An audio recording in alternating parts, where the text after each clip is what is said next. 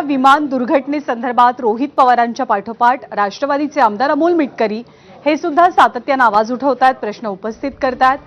पिंकी माली हिचा सुद्धा अजित पवारांसोबत विमान दुर्घटनेमध्ये मृत्यू झालेला होता। त्या पिंकी मालीच्या कुटुंबियांची अमोल मिटकरींनी भेट घेतली आणि त्याचबरोबर व्हीएसआर कंपनीने कोणत्याही प्रकारची मदत या कुटुंबाला केली नसल्याची तक्रार अमोल मिटकरींची आहे। तर पिंकी मालीच्या आईच्या तब्येतीबाबत सभागृहामध्ये पॉइंट ऑफ इन्फॉर्मेशन मांडली असल्याची माहिती अमोल मिटकरींकडून देण्यात आली आहे।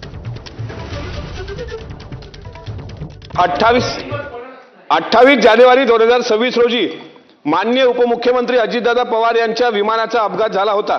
यामध्ये फ्लाइट अटेंडंट पिंकी माळी यांचा दुर्दैवी मृत्यू झाला। घरातील प्रमुख कमावती मुलगी आकस्मिक गेल्याने कुटुंबाला मोठा धक्का बसला असून त्यांच्या आई सौ माया माळी या धक्क्यातून अद्याप सावरलेल्या नाहीत। त्या शुश्रूषा रुग्णालय दादर येथे आयसीयू मध्ये दाखल करण्यात आलेल्या आहेत। त्यांची प्रकृती चिंताजनक आहे। व्हीएसआर विमान कंपनीकडून अद्याप त्यांना कोणतीही मदत मिळालेली नाही। आज सकाळी मी स्वतः रुग्णालयात जाऊन त्यांच्या तब्येतीची माहिती घेतली आहे। तसेच रुग्णालयाचा खर्च पेलणे इतकी त्यांची परिस्थिती नसल्याने शासनाने याची तातडीने दखल घेऊन त्यांना सर्वतोपरी मदत करावी व अपघाताची संपूर्ण खोलवर चौकशी करावी असे पॉइंट ऑफ इन्फॉर्मेशन द्वारा मी शासनास मागणी करत आहे। पुढची बातमी लातूर महानगरपालिकेतून आहे। लातूर महानगरपालिकेच्या निकालानंतर भाजपमध्ये सातत्याने नाराजी नाट्य पाहायला मिळते आणि आता स्वीकृत नगर